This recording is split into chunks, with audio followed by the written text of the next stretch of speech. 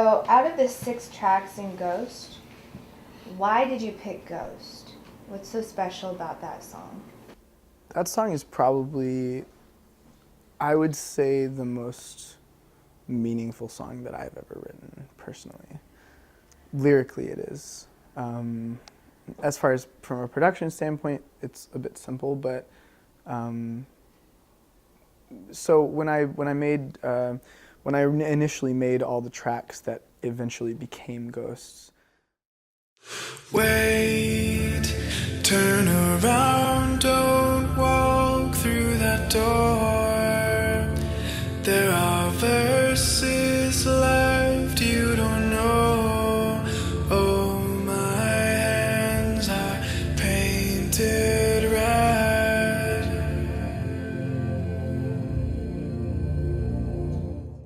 It was because I was in this relationship, and it was pretty much at the lowest point of my emotional well-being, the lowest point that I've ever been in my life. I had already struggled with depression a lot throughout my life. Was diagnosed with bipolar, and I just dealt with a lot of really overpowering emotions, but I started dating this girl, and at the time I was just in a really existentialist, just nihilistic point in my life. I just didn't care at all. I was just making music all day. So I was just at a really low point. And then I started having panic attacks on top of everything. And I was just going crazy. And I started making music under Cataclysm, just in my room, just for myself, just purely. It's not like I did it purposefully as a therapeutic thing, but it ended up being a therapeutic thing. I did it basically just as I was just making whatever. I was just doing whatever, similarly to the street art thing. But I ended up just expressing so many things that I had never thought about before in regards to all of my emotional problems. I was in this relationship at the time that was just really straining on me emotionally, and we were falling apart, and it was something that needed to happen, but I still really cared about her and didn't want it to happen. I wished that there was a different universe where it didn't have to happen, but I knew because of who we were that it needed to happen. And so all of the music that I made in that time has this really interesting underlying theme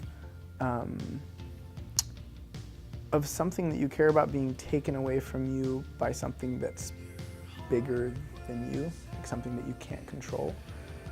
A lot of it has to do with imagery, like ocean imagery, and lots of inclement weather and things that just are so much larger than you could ever control.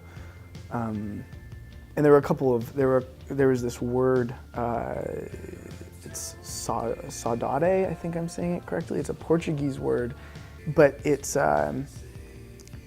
basically this irreconcilable feeling of loss that you get from having something taken away from you and not knowing where it went. It was coined as a term for that sailors' wives would use when their husband was lost at sea and had died, but they had no idea where he was. It was like this yearning for something that is never going to be there again, and this feeling of kind of having it sucked away from you. And that was sort of. I didn't actually know that word when I was making all of the music, and then I heard it later, and I was like, wow, so exactly what I wrote all of this stuff about. But you were asking about the song Ghosts. I had basically made this 6-track EP, Cataclysm EP, over the course of the last year of our relationship, and that was the final track that I made. It was right after we had broken up, and it's sort of like a very fatalistic piece. It's basically asking if these things that are broken will ever be able to be mended, and implying that the answer is no. So it's sort of like a hopeless piece. It's interesting how it seems like hopeful things would be the only thing that would be able to really help people, but it tends to be the opposite. It's almost like the empathy and like the feeling of knowing, of having somebody express something that you felt in a way that you wouldn't have thought to express it is way more therapeutic than somebody going, it'll get better, you know, like everything's gonna be all right. Like that doesn't help people nearly as much as almost expressing that things aren't gonna be all right, because that's how I feel. I know things aren't gonna be all right. The idea of having muses and things that I guess art or just artistic inspiration being dropped on you and having this just inspiration that seems so otherworldly, like it's so foreign to you. It's the kind of thing that you write and then you go and appreciate the same way that if you had heard someone else write it, because it's so separate from you. I would say that song is the one that embodies that the most. Like that's the moment where I most felt like, whoa, that just came out of nowhere. Like that was a total subconscious thing that was stewing and just happening underneath the surface. You know, a lot of inspiration that's kind of cooked by different experiences and things just simmering that I'm not even conscious of, and then it just all came out at the same time. And it's always been, that's one of the few songs that even now if I listen back to it, I'm like it's still good to me, because it feels so inspired.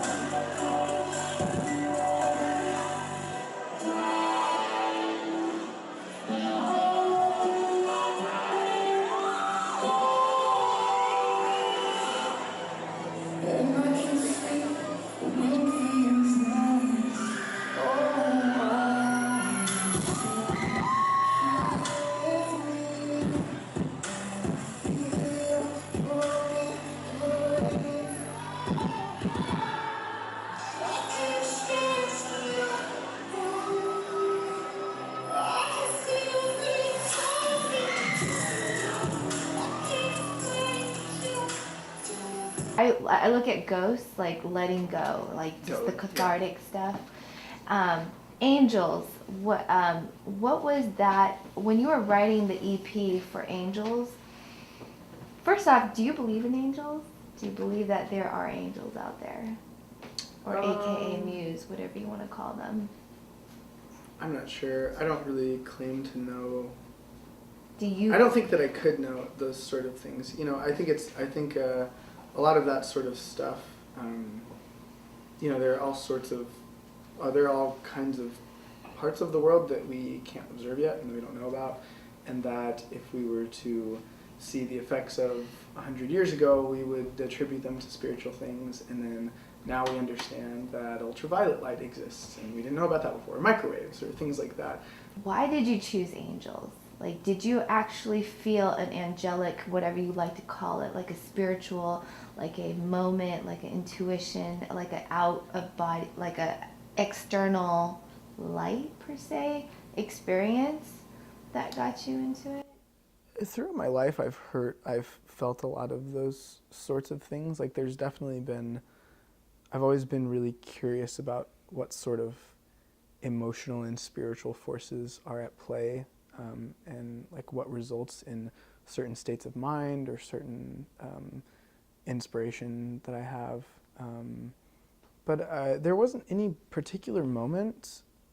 You know, I actually don't know why I called it Angels. That song doesn't even say angels in it. I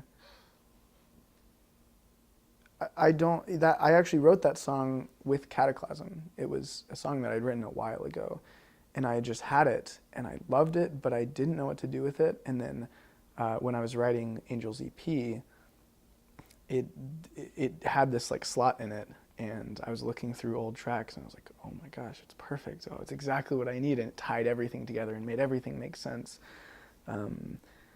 But yeah, I don't know why I called it Angels. I'm sure if I really spent some time thinking back, I could remember. Or maybe not thinking about it. Yeah. You wake up in a dream and you're like, oh, that's it. Yeah. And then you wake up and you realize you didn't even remember what you just thought about in the middle of the night. Yeah, that's really interesting. I've never actually thought about why I called it that. I don't think it really has to do with necessarily any sort of supernatural force or like a muse type thing. I guess it sort of has to do with there's this like strange concept that I've had for such a long time now, or I guess just sort of like a theme that I've explored in a lot of my writing, and I started to explore in Angels, which is sort of, I'm trying to think of a good way to explain it. It's sort of like I have this mental shape of a person, of like a girl, and it's almost been formed so much that I almost feel like it's its own thing, like it's its own entity, and I've found myself writing about it so much. There's this, I think the goddess of muse is named Melpomene, and early on I named it Melpomene, and I have written so many different things about it, sort of just like I don't know whether I'm eventually going to meet somebody and I'm going to be like, oh shit, it's them, or whether it's just sort of this idea. But I've written a ton about it, not lyrically as much, but just like a lot of poetry and just a lot of writing. And Angels was the first EP where that sort of started making its way into my writing, and when I really started, a lot of Angels was sort of like musing about this kind of shape of a person, and like this imprint that was there but didn't necessarily have a person that was fitting inside of it. But yeah, so that could have a lot to do with why maybe I subconsciously called that song Angels. That actually does make sense. A lot of the lyrics in Angels is about finding that like you said, the muse. Mm-hmm. You know, I was afraid I'd fall in love with you. Mm-hmm. I'm just gonna go out on a limb and say that at the time you weren't really in a relationship, right? No. So it obviously is that mythical or that transient, that ethereal, mm-hmm. like substance, like you said, that figure that you're almost reaching up and never touching. Yeah. Kind of feeling. Well, I think a lot of it has this sort of underlying feeling of, well, fear. Once I was afraid, in the sense that if there were somebody that fit in that imprint, the idea of falling in love with them is terrifying, because I once had a really good friend of mine say that any good romance should scare the shit out of you, or any good partner should scare the shit out of you, because if you're not scared, then they're probably not on the same level as you. Like, you should have that fear that this person is such a formidable force that they could go somewhere and find somebody just like you, you know? And so I guess, yeah, that was sort of an underlying theme in that. I get it. So where there's no love, there's no, I mean, if you don't love something, then you obviously aren't afraid to lose it. Totally, yeah. Train with your kiss, I could lose, I could fall, I could fall away. Come right back to this. You've got your smile, and so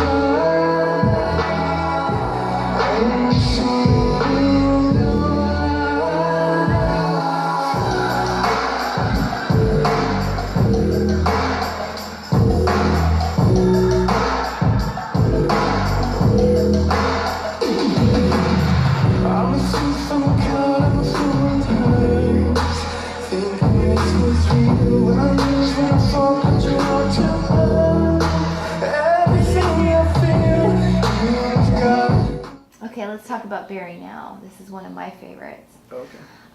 Hands on eyes, we hide from the dark in the light, and I'll survive when my heart's torn and all my lungs sore. So what is your interpretation of we hide from the dark in the light? Hands on high, we hide from the dark in the light, and I'll survive when my heart's torn and all of my lungs are sore. You're so right. Well, actually, that song was written by my old drummer named John Luke. He is, growing up, he's been one of the people that I've always really respected lyrically. He tends to, he'll write some stuff that that I'm like, oh, okay, that's cool. And then he'll randomly write things that I'm like, oh my God, John Luke, that's incredible. And so he co-wrote some of the Ghost songs with me. And then for Angels, I had the entire EP done. And I talked to the head of my label, and he was like, I just feel like there needs to be one more, like a final finish on this EP. There needs to be one more song. And John Luke had been sending me some stuff that he was doing with his new project, and which is List, the featured spot on that song. And he showed me that song, and as soon as I heard it, I was like, cool, okay. And normally I wouldn't want to put a song on an EP of mine that I didn't write, because lyricism is so important to me, and that's my main method of expression. So it would be sort of strange. It'd be like putting a song that I didn't produce on something. But the song was so perfect, and John Luke is like such a close friend of mine, and also we've written together so much that we've influenced a lot of each other's writing. So so particularly for him, I almost felt safe. Why did it influence you? Why did it vibrate to you? Because, I mean, I just want to say, my next question is, like, describe a time when your heart's torn and all of your lungs sore, but I think you already answered that. But what was it about that song that, like, just intuitively stuck with you? I've never really been able to write happy things. I've never been able to write optimistic things at all. Because I've never really liked a lot of optimistic music, because it's like, if everything's good, then why would you make art about it? Like, the purpose of art for me is always to fix things that are wrong. And so if things are right, it seems like you wouldn't really make that much art. But that song was so beautifully optimistic, almost in a broken way. It was like, it wasn't like everything's great, it was like everything sucks, but I don't know, it just had this like kind of slight uplift at the end. And it's one of those songs that's sort of hard for me to put into words or rationalize or explain. You know, I think John Luke is a lot of times the same way, in the sense that he expresses himself so much through his art, and if you were to ask him to try to you know, explain logically what his songs mean, I think for a lot of them he would be like, it's hard, you know, you can't really do that, you know, you can't necessarily always put it in words.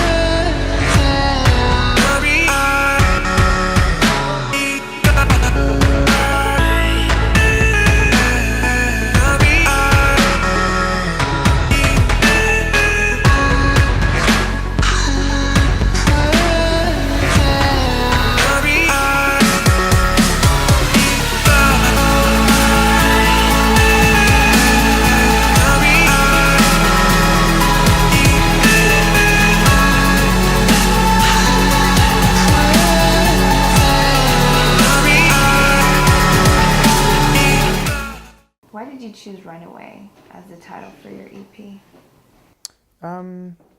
Well, the whole Runaway EP is the most concise piece of art or EP that I've done, because I actually wrote the songs over the span of the last year, when I had first met this girl who's now my girlfriend. So it sort of chronicles the progression of that relationship. And it starts with Stay, which I wrote when like around the first couple weeks when I met her. And then it ends with the song Aporia, which I wrote right before I finished the entire EP. And the song Aporia was written when we were like in the thicket of our relationship already. And then Stay was written when I had like just met her. And Runaway, I think, is just the song that sort of tied it all together the best. Because the song that I liked the most on it was probably Aporia. It expresses like the most poetic ideas in my mind, but that was already at the, like I said, the meat, the like thick part of the relationship, whereas the entire EP was about even the introductory phase of just meeting somebody and wanting them to be around you more and wanting to learn more about them and stuff. And so I wanted to choose a song that tied it all together and sort of captured, you know, a snapshot of the entire thing. Peel back your skin and come in close. Lace your ribs into my spine. I'll dissolve into your soul. Our bones fusing in the light. Let's first start off with the idea of music therapy. Okay. According to the musictherapy.org, music therapy provides an avenue for communication that can be helpful to those who find it difficult to express themselves in words. Mm-hmm. Do you find that particularly true to your life? Definitely. I would say that there are a lot of different things that I've felt, and I guess explanations for things that have happened to me in my life that I have never actually been able to completely articulate until I've actually made music about them. There's this connection that I feel like happens. It's like taking actual things that have happened to you, like logical things, like just factual things, and processing them through your right brain. And especially with lyricism, a lot of times you end up expressing things that, if you write music in a certain way, you end up expressing things that might not even completely make sense to you at first. Like say you write a series of lyrics and you really only understand about half of them, but the things that you're saying, like you can't logically rationalize why they're good, but you just know that they are. You're like, there's some sort of power in that, and I don't know exactly what it is. And there have been times that months and months later that I revisit my lyrics and go, oh, whoa, that's what I was talking about. And I realize why it gave me such a release in a certain area. And it's because I was talking about a very specific thing, but I was just expressing it in such a offbeat sort of roundabout way. But a lot of times expressing it in those ways allows you to approach it from a different angle and understand it in a new way that sort of allows you to work through it a lot easier than if you were just seeing it from the front, you know. That was actually a really good answer. That you pretty much answered like 3 of those questions. Can you tell me a little bit more about your relationship with music growing up as a child, and what drew you to music? Yeah, I came from a family of musical people. My parents both play a lot of instruments. They're not involved in music professionally, but they play a lot. And actually my sister was always the musical one. I have an older sister and then 4 younger brothers. And so my older sister was the one who was making music all the time. And I had sort of dabbled in it, gotten involved. I took some guitar lessons, but I wasn't that great at it. And then I was in a couple bands, sort of experimented with some production and stuff like that. But there was some sort of, like from the ages of like 12 to 19, there was some sort of block where I didn't know how to express myself in a real and raw and vulnerable way. I feel like I was trying to imitate other people's expressions. I loved music so much, and it meant so much to me, and so I would listen to songs and I'd feel something, and I'd want to have that effect on somebody so badly, and so I feel like most of the things that I made were just so derivative. It was just sort of taking something that someone else expressed and trying to repackage it and go, look at this, this is mine. This was at 12? No, for my entire young life, I feel like. I tried to make music a lot, but every time it would be the kind of thing where I'd just look at it and go, God, this is just stale. It's not good. It has no life in it. It has no like real underlying power to it. Did it ever turn you off? Yeah, well, it was definitely discouraging, but I feel like it's common of a lot of young artists to sort of do that, which is why it's really surprising when you see a young artist who actually has like vibrance in their art. But anyway, so I was never able to really do anything with music, and I remember when I was 19, I wrote this long thing on my computer. I used to keep this extensive journal, but it was basically just like, God, I feel like there are oceans and like hurricanes of emotions and things inside of me, and none of them can get out. And if I could only learn how to like tap and express those things, then I feel like I would have such a huge release, but yet I can't. And it wasn't actually until I started doing street art that I kind of learned how to do that. When I guess I was 19, I dropped out of school and bought a motorcycle and just started traveling around the US. And I met this group of kids in Reno, Nevada, who were just these incredibly artistic people who were my age and who thought I was really cool, and I thought they were way too cool to ever hang out with somebody like me. But we ended up spending a bunch of time together, and they just inspired me so much, and they all did a lot of street art. And so I came back to North Carolina, where my parents were living at the time, and I started doing all this street art. And when I first started doing it, it was sort of similar to the way that I'd been making music, where I thought, oh, I want to influence people, I want to affect people. Let me try to think of stuff that's really going to challenge people when they see it. And it was just boring and stagnant. And then finally I got frustrated with it, and I decided, I was like, you know what, fuck it. I'm just going to do whatever comes to my mind. I'm just going to do the most random stuff. And of course you think that that's going to be just silly stuff. But I started doing the things that just came to my mind, and at first it seemed sort of random, but then after a couple of days I would look back on those pieces and go, whoa, oh man, wow, that's really good. That is potent.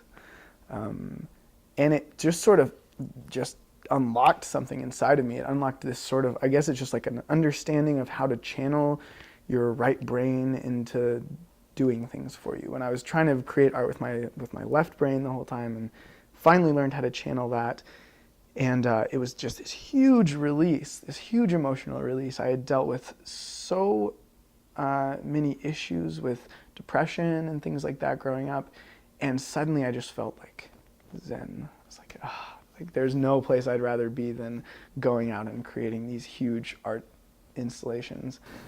What was the muse? Like what, if you could look back, I know it's a little difficult, but if there were a poignant moment that unlocked that floodgate, that gate, you know, was there a poignant moment, or was it just kind of over time? Was there a method, a tool for you? It was a moment, because I went out and did my first piece my parents were living in this place called Cary, North Carolina, which is like the ultimate suburbia. And I had grown up there and I hated it because it was suburbia and I just don't like places like that. And I moved away as soon as I turned 17. So I had come back for the first time and I was like, I need to just fuck this place up in a good way. And, you know, I need to like shake it up. I need to put things out there that people aren't going to see. You know, you never see graffiti or any sort of street art in Cary. And so I went out and did my first piece and I came back and I was like, okay. I felt similarly about it as I had about all of the lyrics and music that I had made. And I was sitting in this car, and there was a can of cat food. And I don't know what exactly caused the moment, but I just suddenly decided, I just realized that what I was doing wasn't working, so I needed some other approach. So I decided to just do whatever came to my brain, and I figured that if I was already making worthless art, I couldn't really get that much worse than worthless. Like, something silly is just as worthless as something that's completely uninspired. So, the cat food was called like Tasty Fresh or something, and I was like, okay, Tasty, that's my new name. And I just started doing all of these. I just went out and to all these schools and like changed all the stop signs to have this like weird stenciled version of my face, and it just said Tasty under it. And I just stenciled that everywhere. It was like propaganda all over Cary, and all these kids were like talking like, who is Tasty? And I was doing these huge installations with this Tasty face, but like, which was seemingly so meaningless at the time. But then after I started doing it more, I was looking back on what I was making and realizing that by going an alternate route, I had somehow unlocked this inspiration inside of me that knew, without really clearly articulating it, knew how to take these general ideas and sort of mash them together and create things that are really poignant. I noticed you said something earlier about realizing that you just didn't want to, you know, be an imitation of somebody else's. Like, at one point in time, you're just like, fuck it. Mm-hmm. Just whatever. I'm just going to do whatever.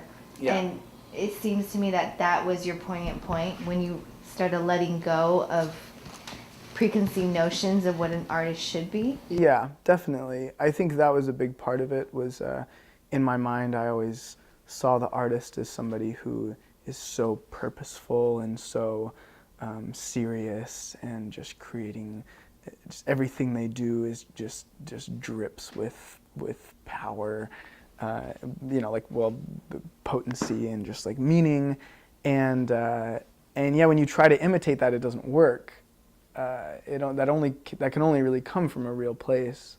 So it's almost like after you let go, totally, you started becoming your own organic mechanism. Yeah. Of it was creation. Really as soon as and I think street art, the reason that it happened with street art was that nobody knows who you are when you're doing it. I think that was the main thing that really unlocked it for me. The pressure of knowing that other people are going to be viewing my art and attributing it to myself, it just caused me to be so self-conscious about my own art, and caused me to try to make it so many things that other people would perceive it in a certain way, when in reality the entire time I should have just been making what I liked. I should have just been doing it for myself. And so I think with street art it was a lot easier to realize that than something with like music. If I just started releasing music under my name, I would be thinking, oh my God, what does this person think about it? What does this person think? I'd be listening to the criticism and going, oh yeah, I'll change that, I'll do it. Whereas with street art, you don't hear anything about what people think about it. Nobody knows it's you. You're anonymous, so you're basically doing it for yourself. You're doing it so when you drive by that part, you can be like, yeah, cool. Wow. So practicing your experience with street art was a precursor to your psyche behind the creation of your music. It totally was.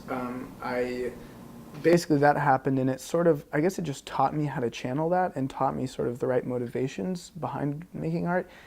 And then when I started making music, it sort of carried over. But it actually didn't carry over into Crywolf at first. I started Crywolf just as like this dubstep project at first. And it was just sort of making this punk dubstep type stuff.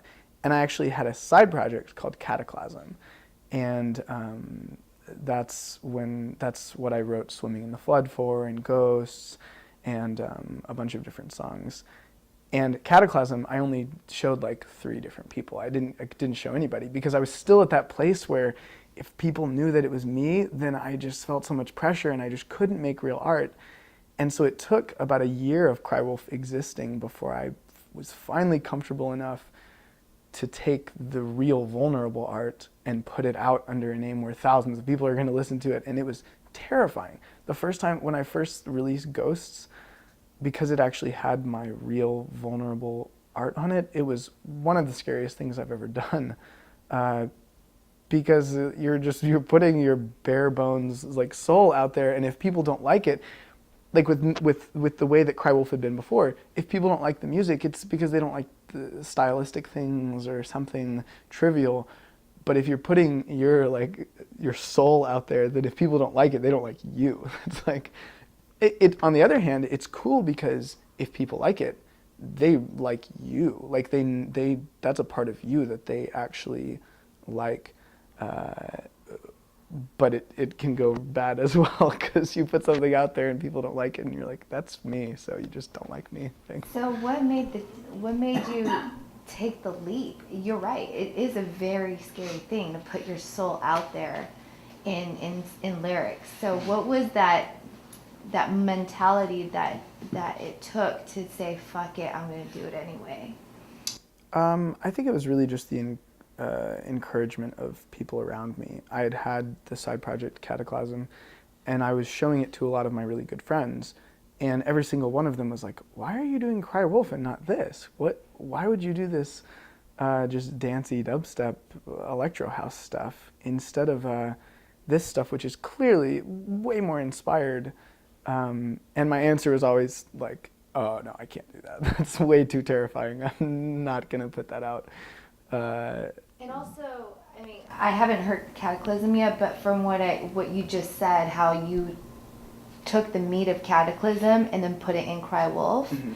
So the lyrics that you put in Cataclysm, was it the style initially that you're like, oh, it's not the same style. It doesn't fit into a particular genre. There's no way I could get famous with this, or it won't fit into a category. Was there ever that pressure to like the fear of not fitting into a certain category? Definitely. Okay. And I think that's a legitimate fear, because I think there are ramifications of that I even experience still to this day. The music industry is made for people who fit, at least at the lower 50% of the music industry, or the lower 60 or 70%, is made for people that fit in pre-established roads. And so there are agents that specialize in certain types of music. They have access to certain tour circuits that are going to go for certain types of music. They need to be able to sell you. They need to be able to compare you to other people. I think that was a very legitimate fear. For me at the time, the fear was more just people not liking it and rejecting me, and I just didn't. It was because the music came from a place of such vulnerability, and because the music was so important to me, and it had helped me deal with so many issues in my life.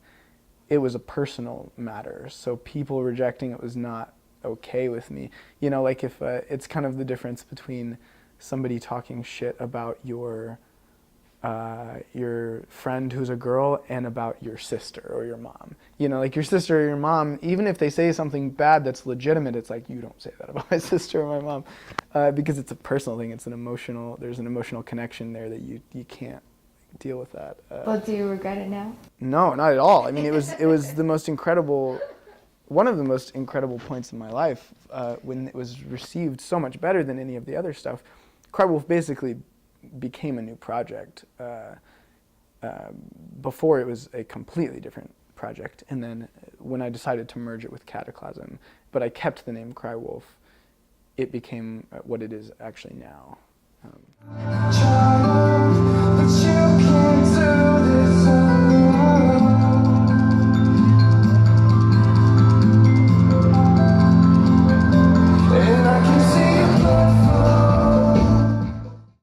Oh, real quick, Maybe we don't need the cameras for this, but have you thought about your story yet? Because I'm about to ask you the next question. Okay. For Crywolf. Why Crywolf?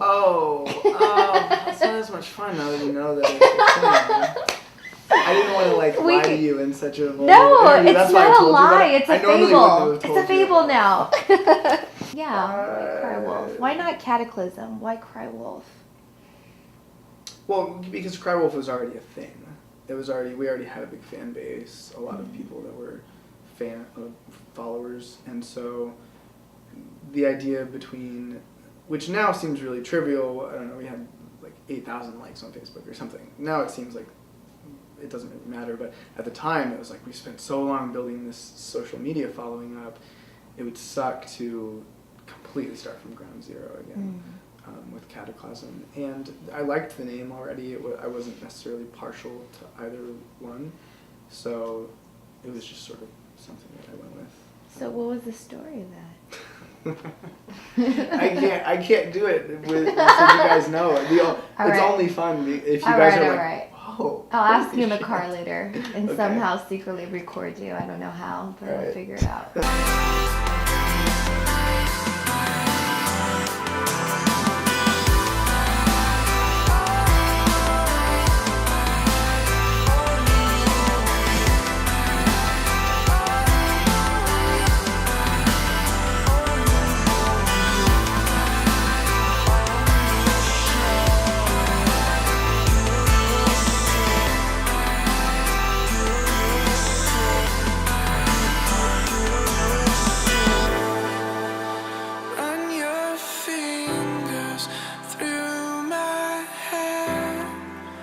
Whisper